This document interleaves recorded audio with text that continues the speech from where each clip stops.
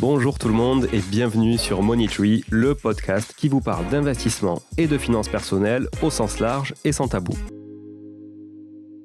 Bonjour à tous, je retrouve aujourd'hui Paul Bourdois que vous avez découvert et connu il y a quelques jours sur une capsule spécifique que je vous invite avant d'écouter cet épisode à aller écouter si ce n'est pas déjà fait pour vous remettre vraiment dans le bain, dans l'univers de la SCPI. C'est une capsule qui dure 5-6 minutes, c'est très court, c'est juste pour vous mettre dans le contexte de la SCPI, donc de la Société Civile de Placement Immobilier, pour connaître un petit peu l'univers, sa définition et voir dans quelle mesure ça peut introduire en tout cas cet épisode qu'on va faire aujourd'hui avec Paul et dans lequel on va rentrer dans le détail. Donc Paul, c'est le cofondateur de francescpi.com, qui est un site qui répertorie pas mal de SCPI. Combien vous en avez au total? On en a quasi une centaine. Après, je crois que il y en a. Je réponds pas avec précision, mais il y en a plus d'une cinquantaine sur lesquelles on peut investir. Ouais. Que vous pouvez investir directement du coup en ligne via le site France CPI. Donc vous avez évidemment toutes les accréditations, conseiller en investissement financier et autres. Donc ça c'est intéressant, mais vous êtes hyper spécialiste de la SCPI et c'est pour ça qu'aujourd'hui on a quand même quelqu'un qui est légitime sur le sujet pour en parler. Objectivement, c'est le but aussi. Donc ça va être un peu décousu parce que je prépare jamais trop les structures des interviews. Donc peut-être qu'on oubliera des sujets. Voilà. Peut-être qu'on passera trop de temps sur un sujet sur lequel tu n'as pas l'habitude de passer, mais c'est pas grave, ça sera, ça sera un peu différent justement peut-être des autres interviews. Moi, le premier truc qui me vient à l'esprit, un CPI, alors déjà je vais te mettre mon contexte personnel. Moi, un je me considère comme un gros investisseur immobilier, plus d'une trentaine de biens, plusieurs millions d'euros de patrimoine, beaucoup je fais mon métier, c'est d'être marchand de biens aussi, donc je fais beaucoup d'opérations 4-5 opérations par an de marchand de biens sur des gros immeubles en division de bâti principalement. Donc je baigne dans le monde de l'immobilier, mais le vrai, tu vois? Le concret, le physique, le truc où quand tu mets un coup de marteau, bah, tu l'entends résonner dans tes oreilles, tu vois? Voilà. Donc on n'est pas du tout dans la pierre papier. À côté de ça, comme je suis hyper curieux, notamment via ce podcast et aussi à titre personnel, j'ai investi dans toute une sorte de support, dont des SCPI, sans financement, donc cash, et en l'occurrence dans une seule SCPI qui s'appelle Activimo d'Alderan. Donc qui est une SCPI plutôt spécialisée dans la logistique, et notamment, logistique urbaine. Heu, voilà, donc pourquoi? Parce que mon parcours est très e-commerce avant d'être, dans l'immobilier ou en parler de l'immobilier, très e-commerce et très digital. Je crois absolument, voilà, à la logistique du dernier kilomètre, à la logistique de masse de manière générale, du fait de l'essor de l'e-commerce depuis 15 ans.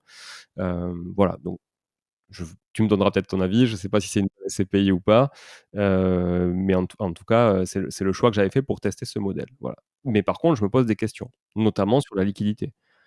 Si j'ai envie de récupérer mon pognon, comment ça se passe? Je t'avoue que j'ai pas trop lu tous toutes les CGV, hein, grosso modo. Voilà. Mais comment ça se passe? À quelle sauce je vais être mangé? Quelle va être on va dire, ma moins-value sur, la cotation de la part? Parce qu'il me semble qu'il y a une valeur de part à l'entrée, puis une valeur de part, qui est réévaluée souvent peut-être trimestriellement et cetera. Donc peut-être qu'on peut commencer par là, Activimo, Alderange. Donc prenons cet exemple concret, qui m'est très propre, mais au moins ça parlera peut-être au plus grand nombre. Alors, moi je suis rentré avec un prix. Qu'est-ce qui fait que ce prix peut varier déjà? Alors le prix varie parce il est corrélé à la valeur du patrimoine directement. Il reflète normalement la valorisation de tout le portefeuille d'actifs.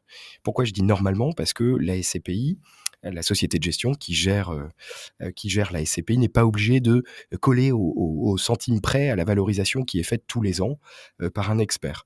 Elle peut se trouver une sorte de buffer qui est +10, -10. Alors je rentre directement dans le technique là.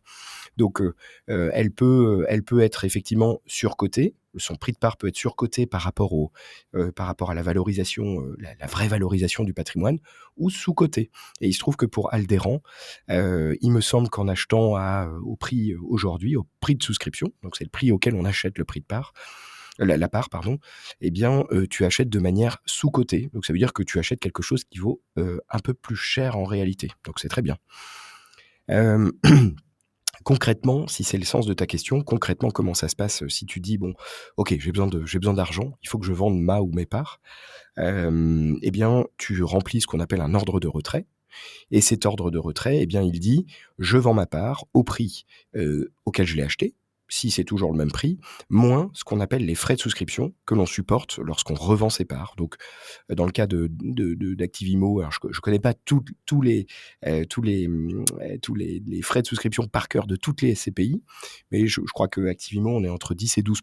Donc, 10, si tu achètes ta part 100, par exemple, eh bien, tu la revends, 90, voilà, tout simplement. Je rebondis du coup sur le site, effectivement, tu présentes, la SCPI en démembrement. Après, tu cites aussi SCPI en assurance vie. Donc là, j'imagine qu'SCPI en assurance vie, c'est pour bénéficier peut-être aussi de l'avantage, fiscal de durée de détention. Heu, voilà, donc dans ce cadre-là, comment sont considérés les revenus de SCPI? Alors ils sont considérés comme, étant dans une enveloppe fiscale, une enveloppe, financière. Donc les revenus sont taxés, comme si c'était, dans le cadre fiscal, et législatif de l'assurance vie. Donc effectivement, il y a bien une optimisation, fiscale de ce côté-là.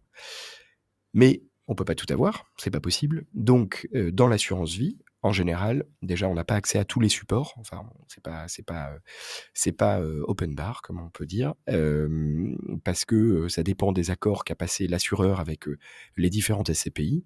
Et puis, par ailleurs, en général, il dit, bah: «Vous êtes gentil, mais vous allez pas faire un contrat 100 SCPI. Donc vous êtes obligé d'investir dans notre fonds euro», qui rémunère moins forcément, ou dans certaines unités de compte, qu'on vous suggère très fortement. Donc voilà. Par ailleurs, quand on achète une part dans un contrat d'assurance vie, hem, on la paye souvent un peu plus cher. Il y a des accords commerciaux avec l'assurance vie, avec l'assureur, qui fait que pour un prix de part que j'achèterais directement, donc en pleine propriété, comme on disait tout à l'heure, ou en assurance vie, j'aurais pas exactement le même prix de part.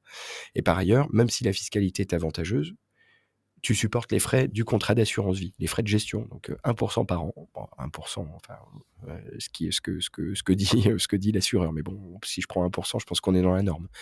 Donc il y a moins de fiscalité, mais il y a un empilement de frais, un choix qui est moindre et une flexibilité qui est moindre aussi. Donc ça peut avoir des avantages et ça comporte aussi des contraintes. Et est-ce que c'est la seule solution pour que nos revenus d'SCPI soient traités justement en revenus mobiliers et non immobiliers? À ma connaissance, oui.